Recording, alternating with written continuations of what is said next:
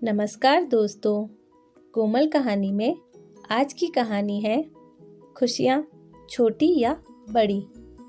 यह एक युवक के जीवन की कहानी का छोटा सा सार है। हृदय को छूने वाली प्यारी सी कहानी। तो सुनते हैं कहानी खुशियाँ छोटी या बड़ी। यह कहानी है एक ऐसे युवक की जो निराश और हताश था। एक दिन उसे एक महात्मा जी मिले। युवक ने महात्मा जी से कहा, महात्मा जी, मेरे साथ कुछ भी अच्छा नहीं होता। जो भी मैं सोचता हूँ सब कुछ उससे उल्टा होता जाता है। अभी मैं नौकरी करता हूँ। मैं पहले सोचता था जब नौकरी लग जाएगी तो अपने पिताजी को एक अच्छी गाड़ी लेकर दूंगा, लेकिन अब नौकरी तो लग गई पर इतने पैसे नहीं बच पाते कि उन्हें एक बड़ी गाड़ी ले सकूं। फिर सोचा था शादी होगी तब अपनी पत्नी को खूब घुमाऊंगा, उसकी हर ख्वाहिश पूरी करूंगा, उसे दूसरे देशों में लेकर जाऊंगा, उसे बड़े बड़े गिफ्ट दूंगा। लेकिन जीवन के इस चक्रियों में ऐसा फंसा हूं कि वह भी नहीं हो रहा। क्या करूं, कुछ बताइए। महात्मा जी उस युवक की बात सुनकर थोड़ा मुस्कुराए और फिर उसे अपने साथ एक फूलों के बगीचे में ले गए, जहाँ बहुत ही सुंदर सुंदर फूल थे। वहां ले जाकर उन्होंने उस युवक से कहा, तुम्हें बगीचे में से एक फूल लाना है जो तुम्हें सबसे सुंदर लगे, लेकिन मेरी एक शर्त है। किसी भी फूल को वापस पीछे जाकर या मुड़कर नहीं तोड़ना है। जो तुमने एक बार पीछे छोड़ दिया वो तो समझो तुमसे छूट गया। युवक ने उनकी बात सुनी और बगीचे के एक कोने से फूल चुनने के लिए चल दिया। उसे बहुत सुंदर सुंदर फूल दिखाई दे रहे थे, लेकिन युवक यह सोचकर आगे बढ़ता जाता कि आगे इससे भी सुंदर फूल होगा तो मैं उसे तोड़कर ले जाऊंगा। युवक लगातार आगे बढ़ता जा रहा था बिना किसी फूल को तोड़े। अब जैसे जैसे वह आगे बढ़ा, बगीचे में उसे मुरझाए हुए और सूखे हुए फूल दिखे।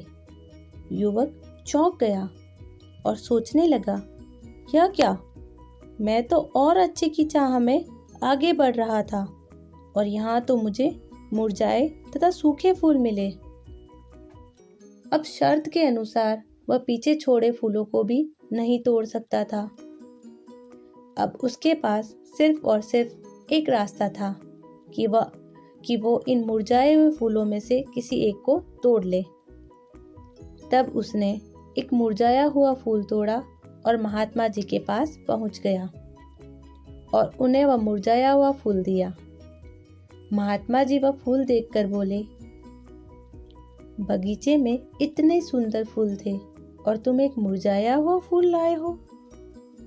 तब युवक ने बोला, महात्मा जी, सच में बगीचे में मुझे बहुत सुंदर सुंदर फूल मिले थे, लेकिन और अच्छे फूलों की चाह में मैं उन सारे फूलों को पीछे छोड़ता गया, जी भरकर उनको निहारा भी नहीं।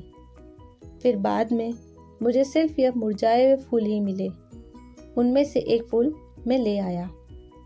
युवक की पूरी बात सुनकर महात्मा जी फिर मुस्कुराए और उस युवक को फिर बगीचे में अपने साथ ले गए और समझाते हुए बोले, पुत्र, ये जो बगीचा है वह तुम्हारा जीवन है और जो सुंदर सुंदर फूल है ना, वह तुम्हारी छोटी छोटी खुशियां हैं और तुम्हारा जीवन इतने सुंदर फूलों से भरा हुआ है। लेकिन कुछ और सुंदर की चाह में तुम इतने सुंदर जीवन को भी खुशी से नहीं जी रहे हो। तुम्हारे माता पिता को तुम्हारी दी हुई बड़ी गाड़ी से वो खुशी नहीं मिल सकती जो तुम्हारे साथ बैठकर खाना खाने से, तुम्हारा मुस्कुराता हुआ चेहरा देखकर मिल सकती है। वैसे ही तुम्हारी पत्नी और बच्चों को तुम्हारा हंसता हुआ चेहरा, उनके साथ बिताया हुआ समय उन्हें ढेरों खुशियां देगा। वर्तमान में छोटी छोटी खुशियों के पल बटोरते रहो। इससे बड़ी खुशी तुम्हें और कहीं नहीं मिलेगी। और देखना, तुम्हें सब कुछ बहुत अच्छा लगने लगेगा और तुम्हारे साथ अपने आप सब कुछ अच्छा होने लगेगा जब तुम खुश होगे। युवक महात्मा जी की बात समझ चुका था और वह चल पड़ा अपने परिवार के पास छोटी छोटी खुशियां बटोरकर सुंदर फूलों वाला बगीचा बनाने। तो दोस्तों, यह थी हमारी आज की कहानी, खुशियां छोटी या बड़ी। मुझे आशा है ये कहानी आपको पसंद आई होगी। अपने दोस्तों के साथ शेयर कीजिए और आप भी हर रोज नई नई कहानियाँ सुनिए। तो मिलते हैं कोमल कहानी पर फिर एक नई कहानी के साथ। धन्यवाद।